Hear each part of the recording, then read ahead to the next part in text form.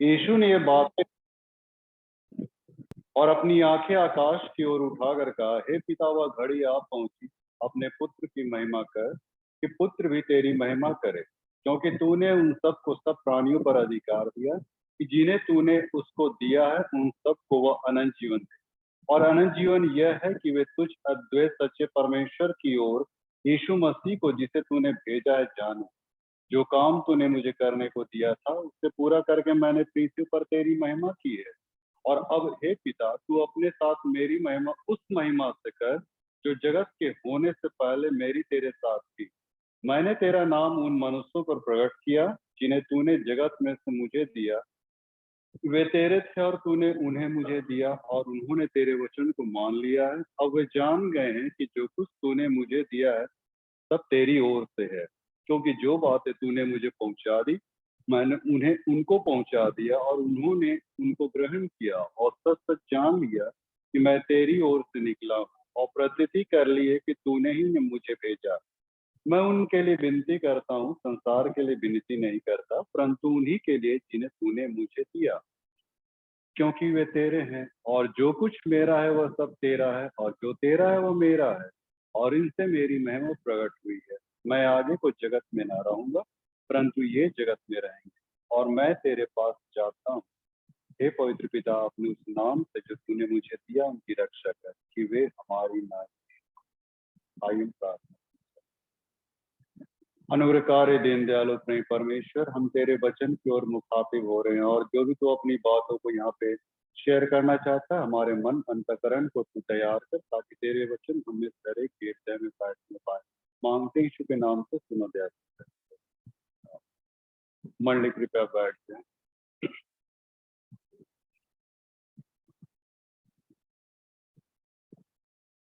तो ऐसा है कि आज हम लोग बाइबल स्टडी नहीं करेंगे, उससे हम लोग जून से शुरू करेंगे, क्योंकि हम लोग को कुछ होमवर्क मिला है, उसको हम लोग को करना है। चर्च के बाद हम लोग कमेटी वाले थोड़ी देर बैठ जाएंगे। तो हम लोग बाइबल स्टडी इसी के अंतर्गत हम लोग कर लेंगे। अभी जो स्पीच हम देंगे इसी के अंतर्गत एक बाइबल स्टडी भी हो जाएगा। तो सबसे पहले मैं ये कहना चाहूंगा, बताना चाहूंगा या पूछना चाहूंगा कि कितने लोग स्वर्ग में उठाए गए शरीर? संख्या बताइए। शरीर कितने जन? देखिए, अब ये बाइबल स्टडी में फेल हो गए तो अब आगे क्या जाएंगे रे बाबा? हाँ, कितने लोग?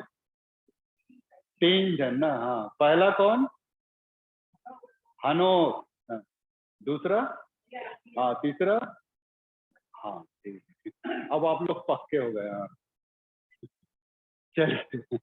तो ये 3 व्यक्ति का जिक्र बाइबल में आता है जो जीते जी मतलब स्वर्ग में उठाए गए। इनकी मृत्यु नहीं, हालांकि यीशु मसीह अवश्य मरे, लेकिन उसके बाद फिर से जी उठे, और उसके बाद वे स्वर्ग में उठा लिए गए। तो उसका शरीर हनोक हनोक और एलिया और यीशु मसीह।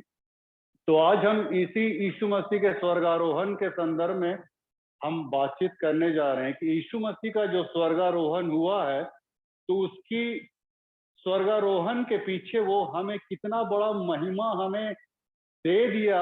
ये हमारे जीवन के लिए एक बहुत बड़ी, एक हमारे लिए बहुत बड़ा अचीवमेंट है ना। उसके स्वर्गारोहण से हमें महिमा दिया जाना, ये हमारे लिए एक बहुत बड़ी उपलब्धि है मित्रों। तो उसी चीज को आज हम लोग यहाँ पे देखने जा रहे हैं कि कैसे यीशु मसीह का स्वर्गारोहण हमारी महिमा की नियति का एक चिन्ह बन गया। तो हम लोग सभी को जानते हैं कि यीशु मसीह अपने जी उठने के बाद 40 दिनों तक एकदम अपने लोगों के बीच में पक्के प्रमाणों के साथ दिखाई देता रहा, और ठीक उसके बाद मतलब वो जैतून के पर्वत पे गया और वहां से बादलों पे उठा लिया गया। ये कोई अजीब संयोग नहीं था, ये कोई अचानक होने वाली घटना नहीं थी। यदि आप बाइबल को पढ़िएगा तो वहां पे लिखता है कि जब उसके उठाए जाने के दिन पूरे होने पर थे, तो उसने यरूशलेम जाने का निश्चय कर लिया, है ना।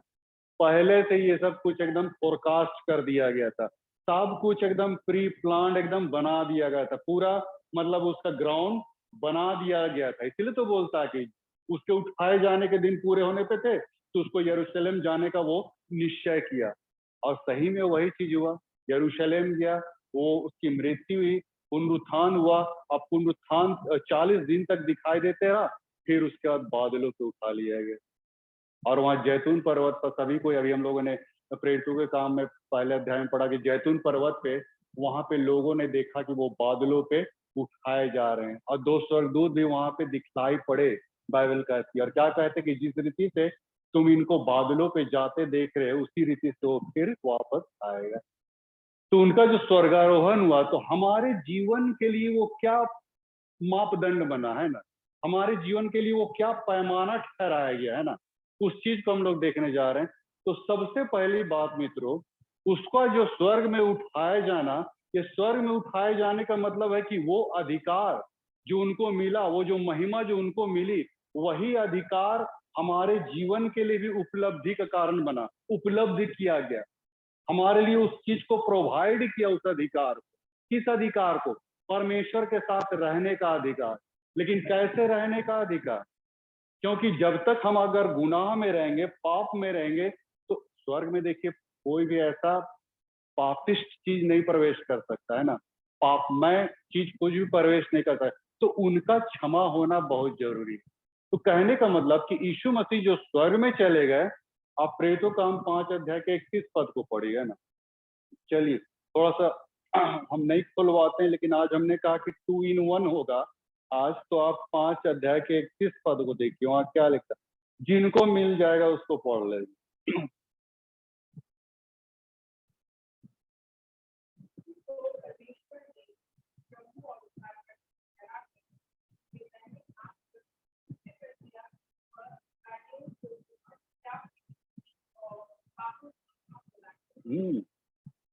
वो दाहिने हाथ में परमेश्वर ने प्रभु को इसलिए कर दिया ताकि वो क्षमा का जो प्रावधान उसने कलवरी क्रूस पे बनाया था, हे पिता इन्हें क्षमा कर, वहां से वो क्षमा का प्रावधान हमारे लिए बन गया मित्रों, है ना। और ये क्षमा का प्रावधान यीशु के दूसरे आगमन तक रहेगा।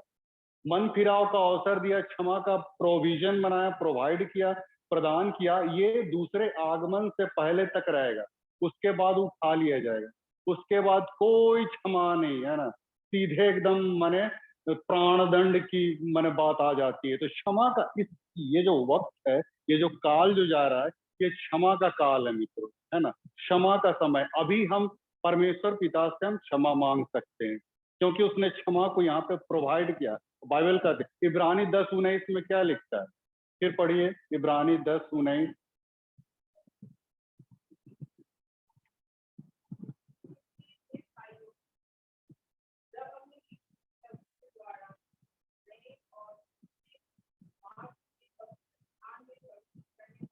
किया हो गया है ना।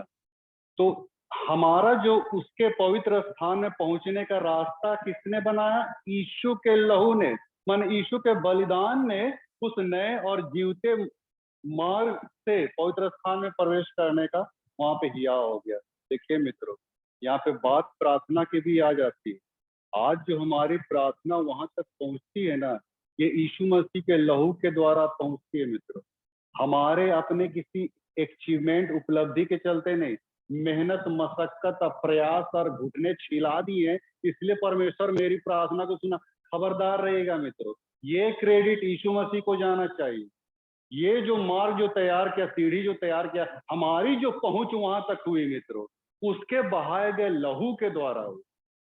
इसको हम लोग अदर वे में नहीं लीजिएगा, नहीं तो फिर वहां पे आप गड़बड़ गड़बड़ पड़ जाएगा। यीशु मसीह को हर वक्त मतलब आप अपने जीवन का केंद्र बिंदु बनाएगा। तो उसके स्वर्गारोहण का यूं ही ऐसे नहीं हो गया मित्रों, उसने एक रास्ता बनाया, एक मार्ग बनाया, एक सीढ़ी तैयार किया हमारे लिए, है ना, ताकि हम उस तक हम पहुंच जाए। तो ये पापों की क्षमा का जो प्रावधान उन्होंने बनाया, अभी हम लोगों ने पढ़ा प्रेरितों का 5:31, इस क्षमा के द्वारा है आज हमें क्षमा मिलेगी, तब हम परमेश्वर के साथ एक संबंध हमारा एक बन सकता है। अदरवाइज हमेशा टूटा रहेगा। जब तक ये क्षमा हमारे जीवन में नहीं आएगी, हम परमेश्वर से अलग है। तो किस बात पे अलग है? सिर्फ पाप की वजह से। आज पाप की वजह से इंसान और परमेश्वर का संबंध खत्म हो चुका है, लेकिन यीशु मसीह ने इस पाप का तोड़ निकाला है और क्षमा का प्रावधान बनाया, और ये क्षमा हमें मिल सकती है आज इसी वक्त और अभी तुरंत मने मिल सकती है क्षमा का प्रावधान। इसलिए तो डकैत को एकदम एट रैंडम उसने दे दिया क्षमा, है ना। तो ये क्षमा जो हुआ है ये सब स्वर्गारोहण के द्वारा ही हुआ है। वो बोला कि मैं स्वर्गारोहण, है ना, परमेश्वर के पास मेरा जाना ये है। तो खैर ये जो पाप की क्षमा यहाँ पे बनाया, मन फिराव की शक्ति और पापों की क्षमा प्रदान की गई। दूसरी बात है ना, यीशु मसीह का स्वर्गारोहण क्यों हुआ? यूहन्ना 16:7 को पढ़ी है वहां पे, है ना। यूहन्ना 16 अध्याय के 7 पद, वहां क्या लिखता है?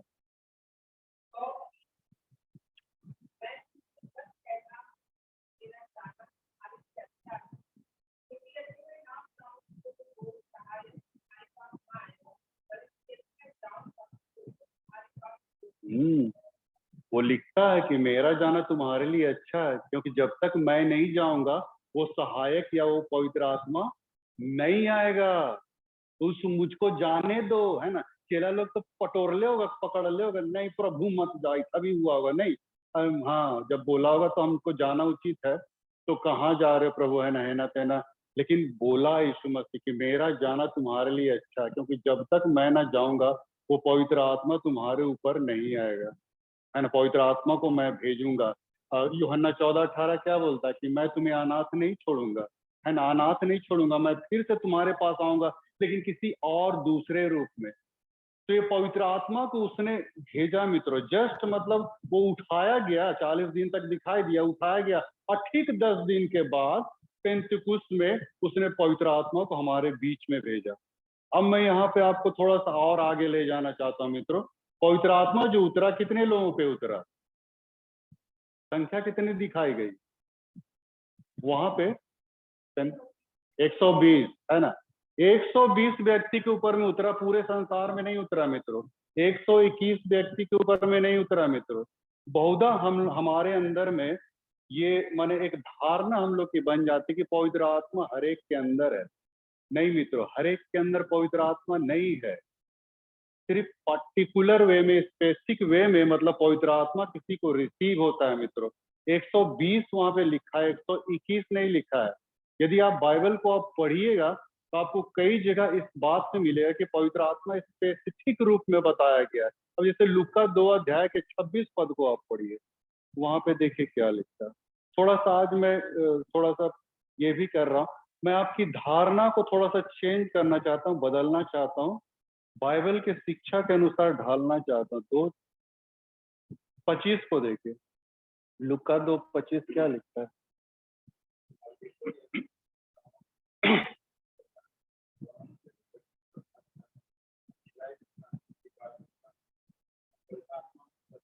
हाँ, पवित्र आत्मा उस पर था, स्पेसिफिक रूप से समौन के लिए वहां पे लिख रहा है। अगर सबके अंदर पवित्र आत्मा रहता तो ऐसा वो नहीं लिखता कि पवित्र आत्मा उन पर था, लेकिन स्पेसिफिक रूप में शिमोन का कैरेक्टर को वहां पे बताया जा रहा था कि वो मनुष्य धर्मी था, भक्त था, और पवित्र आत्मा उसके अंदर में था, पवित्र आत्मा से भरा हुआ व्यक्ति था। ये यहाँ पे मैंने स्वर्गारोहण के द्वारा ये सब कुछ मैंने संभव हो पाता है, और कि पवित्र आत्मा हमें मिलता है। यदि आप स्तिफनुस के विषय में भी आप देखिएगा, प्रेरितों का हम 6 अध्याय के 10 पद को, वहां पे देखिए क्या लिखता है। प्रेरितों का हम 6 अध्याय के 10 पद में क्या लिखा है?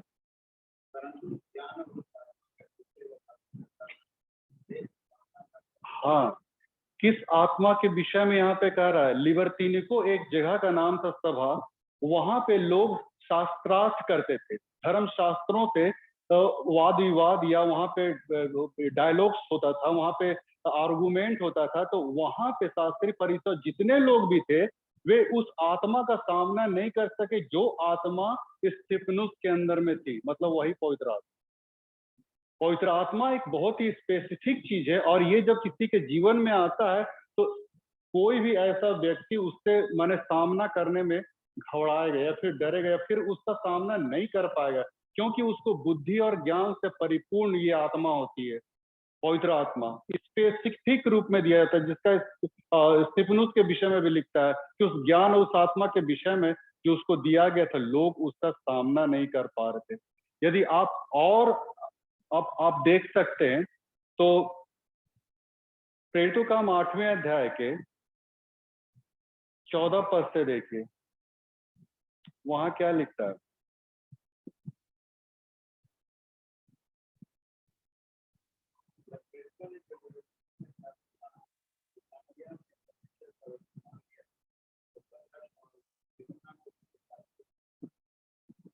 और उन्होंने जाकर उनके लिए प्रार्थना की कि पवित्र आत्मा पाए। देखिए अभी मिला नहीं है, अगर ऑलरेडी स्वर्गारोहण के बाद मिला होता तो ये सामरी लोग को मिल जाता, लेकिन चेले लोग पौलुस को वहां पे उनके पास भेज रहे हैं कि जाके वे लोग सामरी लोग भी पवित्र आत्मा को पाए। और तब 17 पद में लिखता कि तब उन्होंने उन पर हाथ रखे और उन्होंने पवित्र आत्मा पाया। उस समय पाया जब उन पर हाथ चेलों ने रखा। चेलों को यह वरदान था कि जिस पर हाथ रख लेंगे वे पवित्र आत्मा उनको मिल जाएगा, और इसीलिए वे हाथ रखे और तब उनको ऑलरेडी मिला हुआ नहीं था मित्रों, लेकिन उस समय मिला मित्रों। और यही वजह था कि समौन टोना जो था ना, वो भी चेलों को जब देखता था, अरे इन लोग के हाथ रखने से पवित्र आत्मा मिलता, ऐसा करके बोला, है ना। तो जाके पैसा लेके जाके जाके पतरस पर चेलों को बोलता है कि हमको भी दो ना वो वाला दान, ऐसा करके बोलता है। हाँ, इसका मतलब क्या है, माने समौन भी इस बात को देख रहा था कि माने चेलों के हाथ रखने के द्वारा पवित्र आत्मा मिलता है ना। तो कहीं पे लिखा हुआ है ना, है? 8 अध्याय में ही है ना, 8 अध्याय में जब शमौन ने 18 पद में है, जब शमौन ने देखा कि प्रेरितों के हाथ रखने से पवित्र आत्मा दिया जाता है, तो उसके पास देखिए यहाँ पे भी दिखलाई पड़ रहा है। शिमोन ने देखा, एक सिमोन टोना टोटका वाला था, वो देखा कि चेले लोग के हाथ रखने से पवित्र आत्मा मिलता है। ऑलरेडी पवित्र आत्मा नहीं था लोगों के बीच में, लेकिन चेले लोग जैसे जैसे हाथ रखते थे तो पवित्र आत्मा उनके ऊपर में आ जाता था, उतर जाता था। अब प्रेरितों का 19 अध्याय में भी देखिए, यहाँ पे शुरुआती कुछ पदों में आप देखिएगा, प्रेरितों का 19 अध्याय के शुरुआती पद में, यहाँ पे मैं पढ़ देना चाहता हूँ, है ना, ज्यादा लंबा होते चला जाएगा। पौलुस जब इफिसुस में आया तो वहां पे पूछा लोगों को कि क्या तुमने पवित्र आत्मा पाया। तो वे लोग क्या कहते कि हमने पवित्र आत्मा की चर्चा तक नहीं सुनी। बताइए, पाना तो दूर, चर्चा तक नहीं सुनी है। और तब यहाँ पे पौलुस 6ठे पद में कहता है, लिखता है कि जब पौलुस ने उन पर हाथ रखे तो उन पर पवित्र आत्मा उतरा। देखिए, जब हाथ रखे तब उतरा, ऐसे नहीं मिलता है मित्रों। पवित्र आत्मा हर एक के अंदर में नहीं आता है। तो मैं इस बात को इसलिए मैं आपके बीच में मैं रख रहा हूँ कि आप जिस धारणा में जी रहे हैं, कभी कभी होता है कि किसी धारणा या किसी मानसिकता को जब हम बना लेते हैं तो उससे निकल पाना बहुत मुश्किल होता है। तो किसने आपको बताया, पढ़ाया, सुना, पढ़ा, ये हम नहीं कर सकते, लेकिन कुछ भी हो, जैसा कि मत्ती 22:29 में लिखता है कि 22:29 में लिखता है, हाँ, तुम इस कारण भूल में पड़ गए हो कि पवित्र शास्त्र को अच्छी रीति से नहीं जाना। मतलब जरूर करके हमने पवित्र शास्त्र पढ़ा, लेकिन उसको हमने समझ नहीं पाए, और यही वजह है कि हम कभी कभी भूल में पड़ जाते हैं। मत्ती 22:29 में। तो कहने का ये मतलब मित्रों कि देखिए, किसी के मुंह से आप सुनते हैं, कोई आपको बताया, कोई कहा, कोई सुना, तो ऐसा सुनने कहने का हम लोग को नहीं है मित्रों। बिरिया की मंडली क्या थे कि पौलुस की बात का जब तक विश्वास नहीं करते थे, तब तक विश्वास नहीं करते थे, जब तक कि वे लोग पवित्र शास्त्र में ढूंढ न लेते थे कि पौलुस जो कह रहा है वो बातें पवित्र शास्त्र से मेल खाती है कि नहीं। बिरिया के मंडली बहुत अच्छे थे। ये प्रेरितों का 17 अध्याय के 11 पद, बिरिया के मंडली, वे लोग जब तक, हमारा भी क्या होना चाहिए, हम जब भी किसी कॉन्टेक्स्ट को पढ़ना चाहेंगे, सुनना चाहेंगे, समझना चाहेंगे, तो हमको हमारा जो अंतिम निर्णय होगा वो बाइबल से होगा, है ना? लोग क्या कहेंगे, वो क्या कहेगा, वो क्या कहेगा, उससे हमको कौनो मतलब नहीं है। बाइबल इस संदर्भ में क्या कहती, परमेश्वर इस संदर्भ में क्या कहती, तो परमेश्वर इस संदर्भ में यही कहता है कि पवित्र आत्मा रेयर केस में, माने किसी किसी पे, माने रेशियो अगर हम देखें पूरे विश्व में तो 100 में एक व्यक्ति ऐसा भाग्यशाली होता है जो परमेश्वर की आत्मा से, परमेश्वर अपनी आत्मा को देता है मित्रों, और इस रूप में दिया, और भिन्न भिन्न जगहों पे भिन्न भिन्न समय में भिन्न भिन्न लोगों को, माने ना सिर्फ हम लोग ना सिर्फ इस्राएली जाति को, बल्कि लिखता कि गैर इसराइलियों के ऊपर में भी पवित्र आत्मा उतरा, जैसे सामरियों के ऊपर में उतरा, और बहुत सारे ऐसे अन्य जातियों कि जैसे हम लोग को पवित्र आत्मा मिला, वे अन्य जातियों को भी वे परमेश्वर ने पवित्र आत्मा दिया, ऐसा लिखा है प्रेरित होता हूँ। आप इसको स्टडी कीजिए, ज्यादा लंबा नहीं करेंगे हम लोग। तो ये मैं ये कहना चाहता हूँ कि स्वर्गारोहण के द्वारा वो पवित्र आत्मा परमेश्वर ने हमारे बीच में भेजा। तीसरी बात, पहली बात हमने देखा पापों की क्षमा मिली उनके स्वर्गारोहण से, दूसरी बात हमें पवित्र आत्मा दिया गया, तीसरी बात पवित्रीकरण आ गया। पवित्र आत्मा को क्यों परमेश्वर ने भेजा? क्योंकि इंसान अपने शरीर में रह के वो जी नहीं सकेगा। इस मसीहत को, इस प्रभु यीशु मसीह के बताए गए मार्ग को, पथ को, आज्ञाओं को वो तब तक पालन नहीं कर पाएगा जब तक इसको पवित्र आत्मा गाइड ना करे। नहीं तो मनुष्य का स्वभाव क्या है? पापमय स्वभाव में। हम ये कभी नहीं कर सकते कि एकदम हम पवित्र हो जाएंगे, नहीं। इस संसार में कोई व्यक्ति पवित्र नहीं है और नहीं हो सकता है मित्र। हर व्यक्ति पापी है। हम पुराने मनुष्यत्व बात तो हम छोड़ दे रहे, जो पुराने मनुष्यत्व में उनकी बात तो हम छोड़ ही देते हैं, लेकिन जो नए मनुष्यत्व में, नए मनुष्यत्व या नया जन्म प्राप्त व्यक्ति या उद्धार प्राप्त व्यक्ति, उनको भी पवित्रीकरण की आवश्यकता है। पवित्र आत्मा का मिलना एक बात है और उसके बाद उसमें पवित्रीकरण होना ये दूसरी बात है मित्र। अब बहुतों को, अब जैसे पौलुस की बातों को आप पहला कुरिन्थी 4:4 को पढ़िए, वहां क्या लिखता है देखिए। मैं आज थोड़ा सा बाइबल के आधार पे आपके मानसिकता या धारणा को बदलना चाहता हूँ कि वचन क्या कहता है। पहला कुरिन्थी 4:4 में क्या लिखता है? हाँ, पहला कुरिन्थी 4:4 को देखो।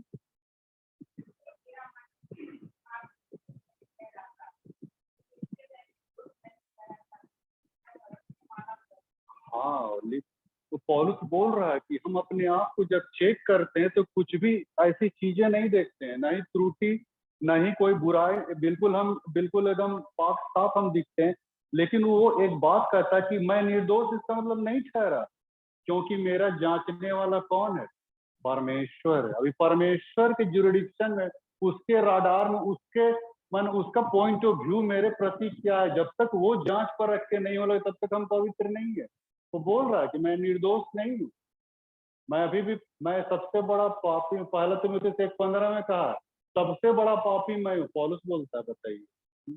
अच्छा, रोमियो 7 के 18 पद को आप पढ़िए। रोमियो 7 के 18 पद।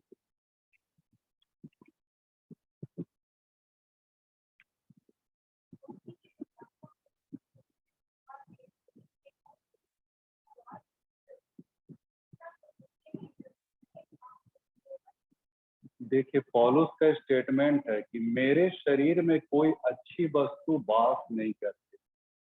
आप क्या इसको बोलिए कि ये पवित्र व्यक्ति, हम लोग तो खैर दे देते उसको उसको सर्टिफिकेट दे देते पवित्र व्यक्ति, लेकिन वो खुद ही अपना स्टेटमेंट खुद दे रहा है कि मेरे शरीर में अच्छी वस्तु वास नहीं करती।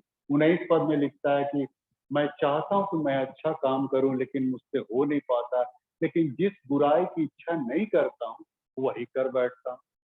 इसका मतलब करने वाला कौन है? 20 पद को आप देखिए फिर। 20 पद में लिखता है कि उस तब करने वाला मैं नहीं, लेकिन वो पाप है जो मुझ में बसा हुआ है। देखिए, वो खुद बोल रहा है, हम उसको हम पवित्र ठहरा रहे हैं, सर्टिफाई कर रहे हैं, लेकिन पौलुस खुद कह रहा है कि मेरे अंदर अभी भी वो पाप, वो बसा हुआ, मेरे अंदर कोई अच्छी वस्तु वास नहीं करती। मैं चाहता हूँ अच्छा काम करूं, लेकिन पाप का जो स्वभाव है वो इंसान के अंदर इस रूप में बैठा रहता है कि उसको बार बार खींचता है। और हाँ मित्रों, खींचेगा ही खींचेगा। इस पृथ्वी पे पूरी रीति से पवित्र कोई व्यक्ति आज तक नहीं हुआ है और नहीं होगा इस पृथ्वी पे रहते हुए।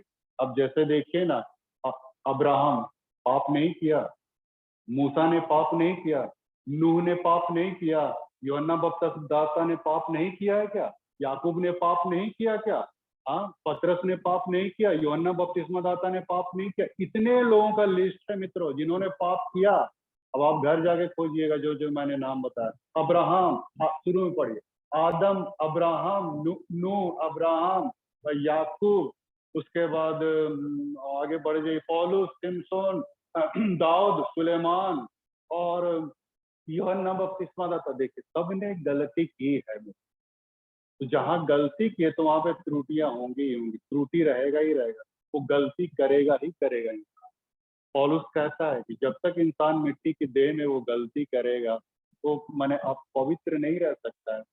पहला कुरिन्थी 15 अध्याय के 26 पद में क्या लिखता है कि सबसे अंतिम बैरी जो नाश किया जाएगा वह क्या है? क्या नाश किया जाएगा?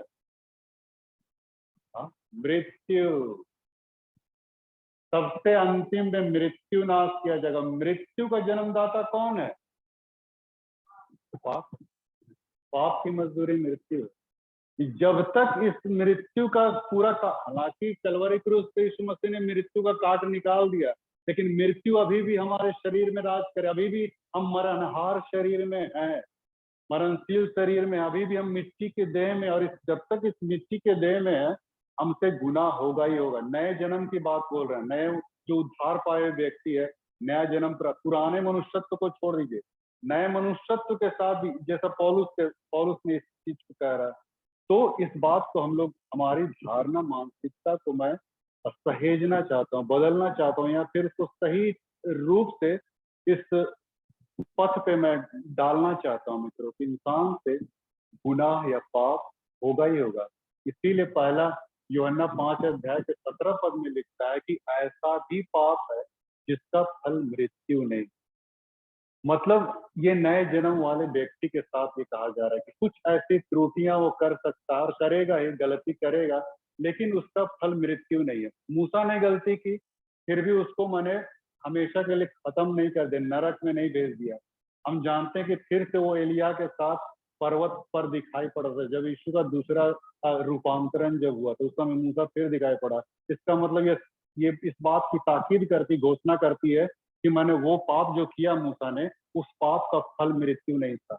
उसको हमेशा के लिए, अनंत मृत्यु के लिए उसको नहीं भेजा। अवश्य उसने गलती की, लेकिन उसकी क्षमा क्षमा का प्रावधान है, क्षमा दे दिया और तब वो आगे बढ़ा। कहने का वही मतलब मित्रों कि ये पूरी रीति से पवित्र इंसान नहीं हो सकता है। तो कब होगा? पौलुस इस बात को कहता है पहला कुरिन्थी 13 अध्याय में, अब हमें दर्पण में धुंधला सा दिखता है। वो भी प्रभु को सही रूप से देख नहीं पा रहा है, प्रभु को, उसके नीट एंड क्लीन को, उसके साफ सुथरा, उसके पास साफ को देख नहीं पा रहा, पवित्रता को देख नहीं पा रहा। इसीलिए वो कहता अभी हमें दर्पण में धुंधला सा दिखता है, लेकिन एक समय ऐसा होगा जब हम आमने सामने उसको देखेंगे। उस समय मैं पूरी रीति से पहचाना जाऊंगा, उसको पहचानूंगा, वो मुझे वो तो खैर पहचानते ही है, मैं उसको पहचान। पहला कुरिन्थी 13 अध्याय के साथ 12 पद में, 12 या 8 पद में होगा। तो ये पौलुस इस बात को कहता है मित्रों कि अभी हम नहीं पहचाने जाएंगे, लेकिन हमारे अंदर से वो सब अपवित्रता कब पूरा रीति से साफ हो जाएगी, कब हम पवित्र बन जाएंगे।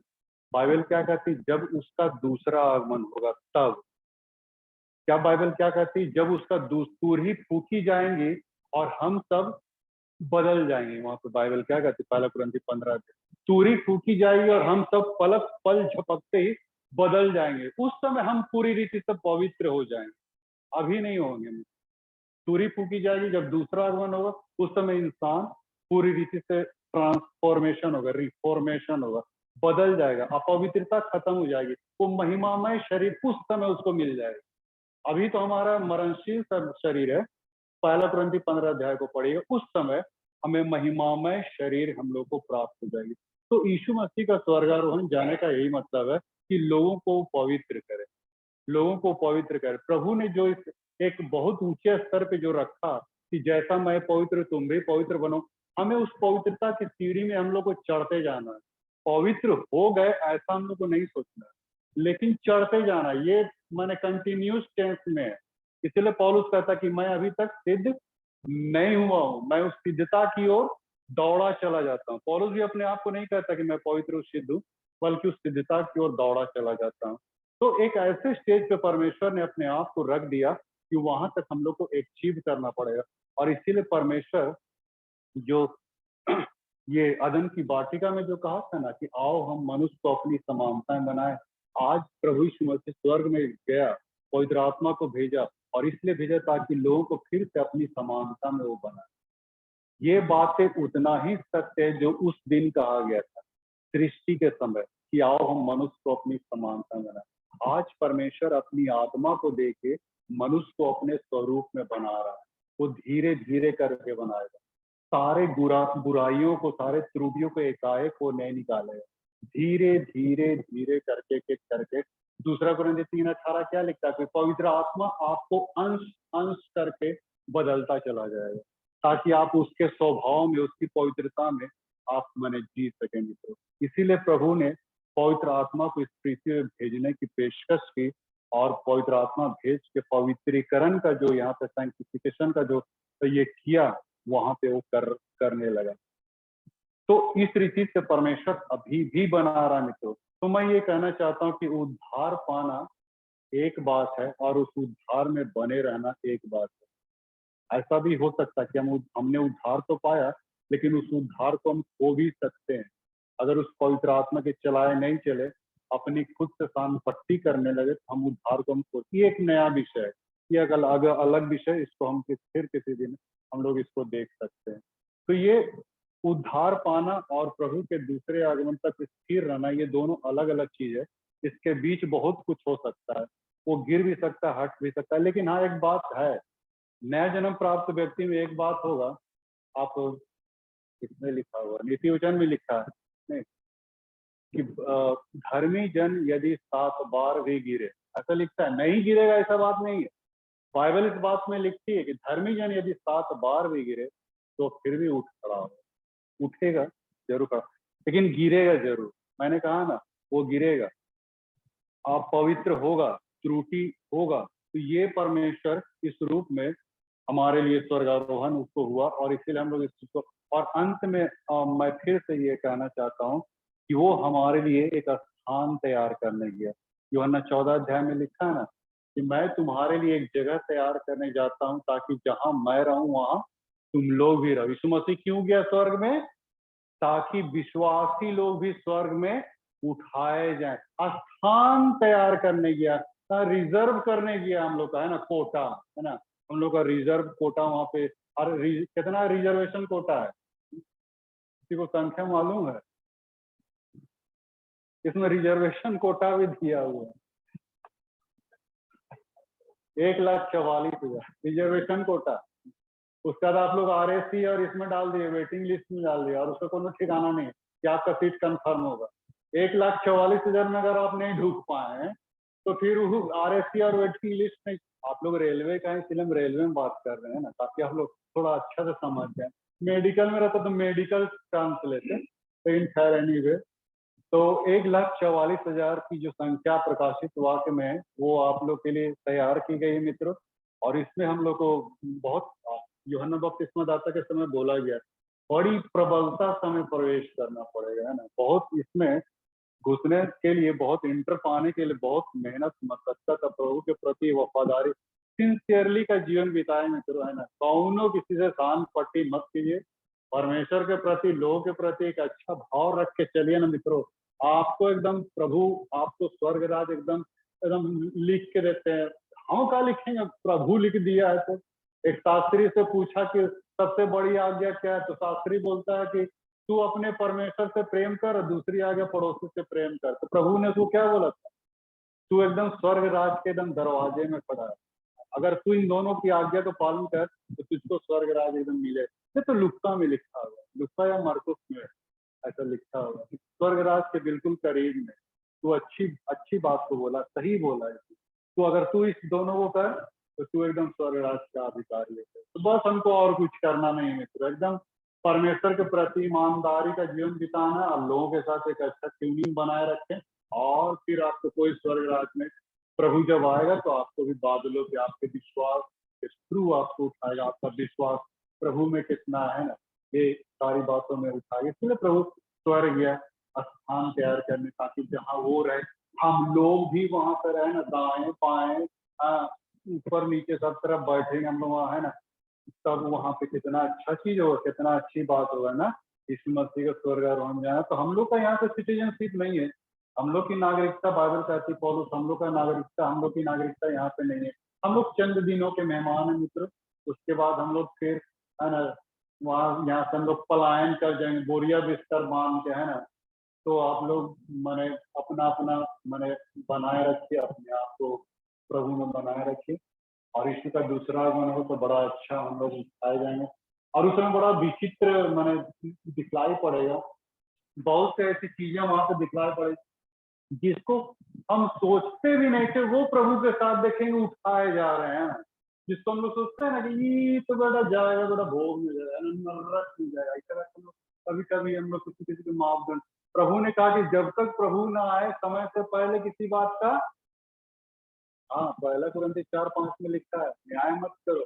हम लोग जो कहते हैं ना कि एकदम नरक में जाएगी तो पापी व्यक्ति है, और वही चीज को देखिए कि तो प्रभु के साथ जा रहा, जिसको हम लोग सोचेंगे धर्मी व्यक्ति प्रभु के साथ जाएगा, वो नरक में चल जाएगा, ऐसा टाइप का होता है।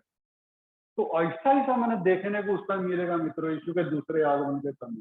तो हम लोग को बहुत अपने जीवन को बना के रखें, सजा के चले, और बाइबल के परिप्रेक्ष्य में ही सारी चीजों को हम लोग देखें मित्रों। आपको एक सही चीज को आप लोग देखने को मिलेगा, और आप एक सही विश्वास से आप आगे बढ़ सकते हैं मित्रों। एक बार माई हम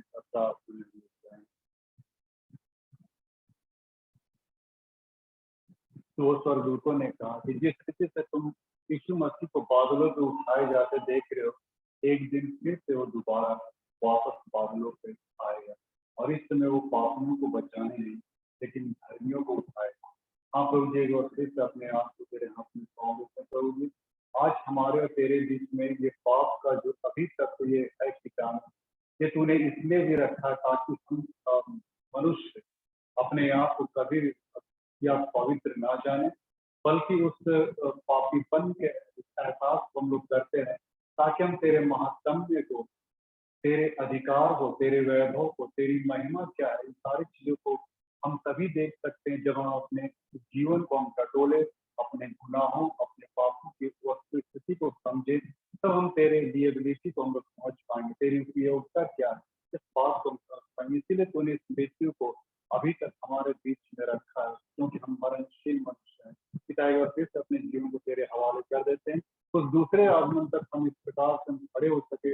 हम इसीलिए हम तुझसे गुजारिश करते कि हमें हर एक के जीवन में अपनी आत्मा को उड़ेल की ताकि हम सचमुच तेरे पथ पे हम बने रहने पाए। और कुछ छोटी सी देरी को पहुंचना हमारे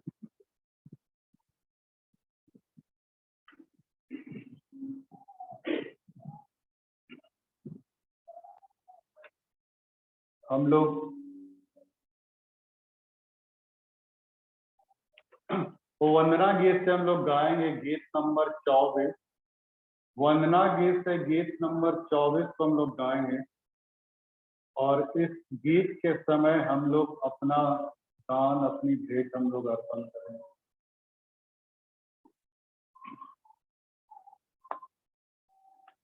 हालेलुया।